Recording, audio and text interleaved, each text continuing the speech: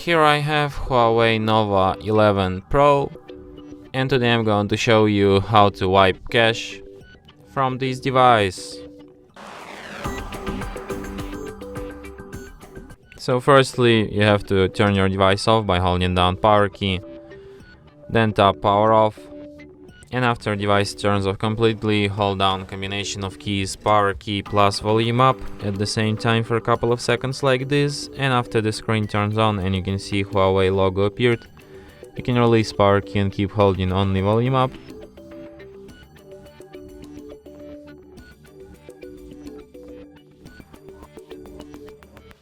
In the following menu, you have to use volume keys to navigate and power key to select, and select an option clear data, then wipe cache partition, and then select back, restart, and then your device will be restarted as usual with no cache on it anymore.